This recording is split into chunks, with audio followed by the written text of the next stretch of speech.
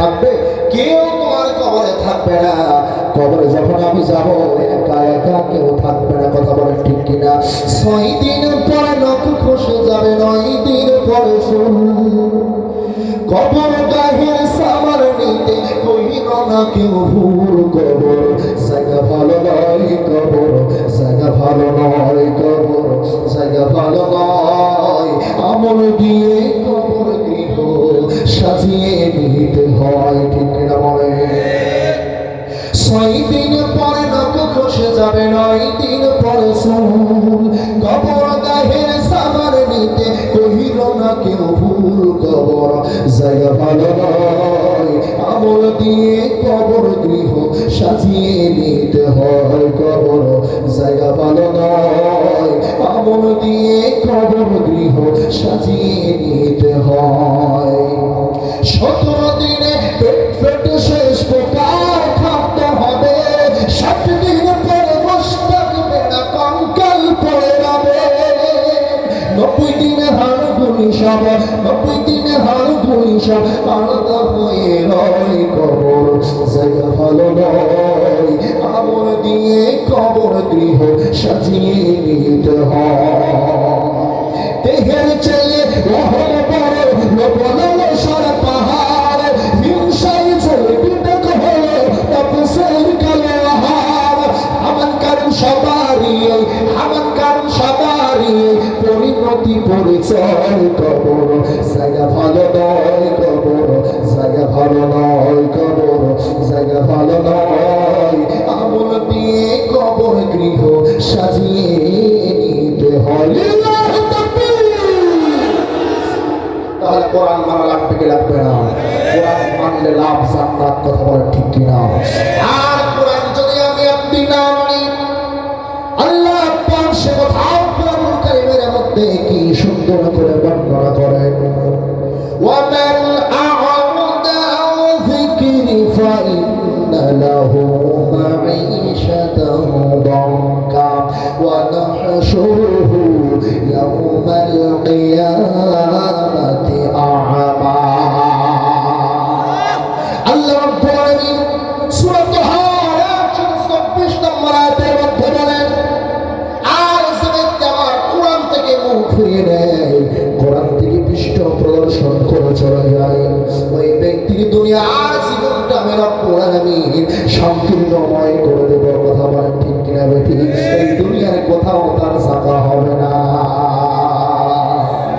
কোরআনের সাথে যারা বিরোধিতা করবে, কোরআনের সাথে যারা পাল্লা দিবে, কোরআনের বিরুদ্ধে যারা অবস্থান দেবে, আল্লাহ দুনিয়ায় তার জায়গা হবে না। আওয়াজ দেওয়ার ঠিক।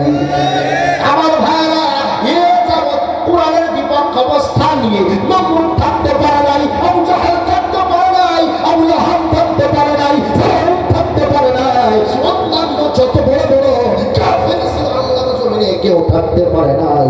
বর্তমানে যারা স্বৈরাচার হবে, কোরআনের বিপক্ষে অবস্থান নেওয়ার কারণে, আল্লাহর দ্বীনের বিরুদ্ধে অবস্থান নেওয়ার কারণে তারাও কেউ থাকতে পারবে না, পারবে না, পারবে না।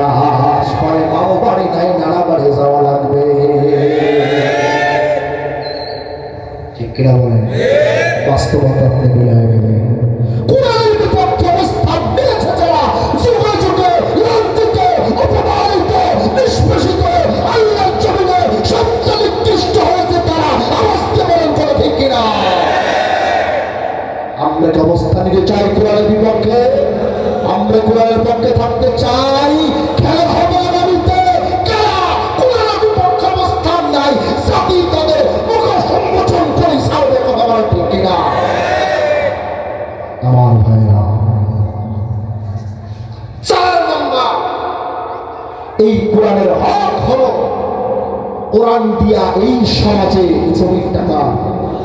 আরো জোরে জমিন কার? আসমান কার? আইন চলবে কার?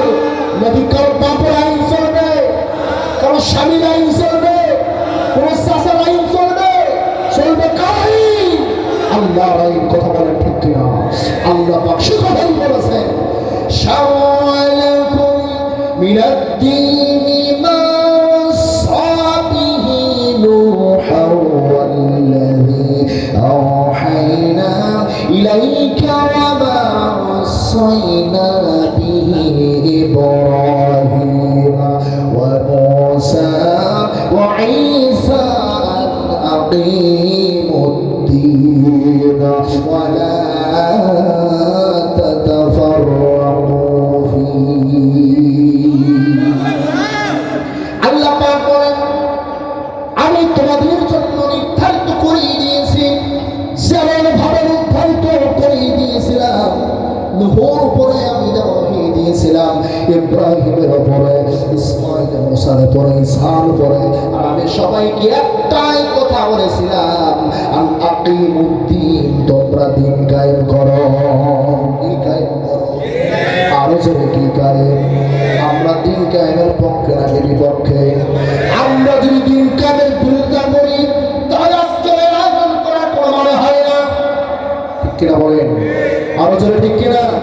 আজকে সরাসরি কেউ কোরআনের পৃষ্ঠা ছিঁড়ে ছিঁড়ে ফেলে না, আজকে কেউ কোরআনটাকে সরাসরি ডাস্টবিনে নিক্ষেপ করে না, কিন্তু যাদের জবান থেকে কোরআন তেলাওয়াত হয় ওই জবানের টুটিগুলো চিপে চিপে ধরে।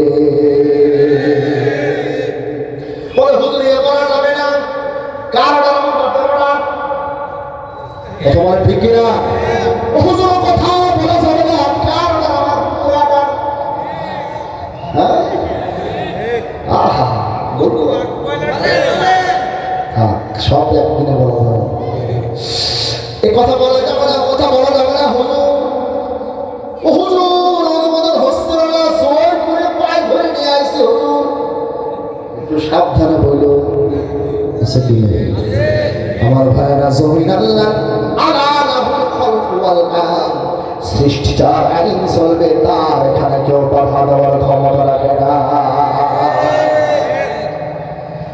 তাহলে আল্লাহ পাক বলেন কোরআনের 4 নম্বর হক, সমস্ত নবী এবং রাসূলদেরকে আল্লাহ পাক বলেছিলেন আকিমুদ্দীন, তোমরা সবাই মিলে দিন কায়েম করো। কি কায়েম করো? আরো জোরে, আরো জোরে, দিন কায়েম করো। আর এই বিষয়ে তোমরা কেউ কোনো মতে পার্থক্য সৃষ্টি করো না। কিন্তু বর্তমান দুর্ভাগ্যজনক হলেও কথা সত্য, আমরা এই দেশে ৯০% মুসলমান, সবাই আমরা মুসলমান দাবি করি, এমনকি ইসলামী দলের ভিতরে আজকে 2 ভাগ। ঠিক কিনা বলেন? তাবলীগ জামাত কেউ যেন খারাপ করতে নেবেন না, তাবলীগ জামাতের ভিতরে 2 ভাগ হয়েছে কি হয় নাই? আমাদের ভিতরে কয় ভাগ ঠিক নাই, বিএনপির ভিতরে কয় ভাগ ঠিক নাই, কথা বলেন ঠিক কিনা? আজকে কত ভাগ হয়ে যায়, কিন্তু আল্লাহর কোরআন বলে একটা, কোরআনের দল হলো একটা, কথা বলেন ঠিক কিনা? আল্লাহ পাক বলেন ৮ রশি ১৪ রশি ১৬ রশি ধরা যাবে না।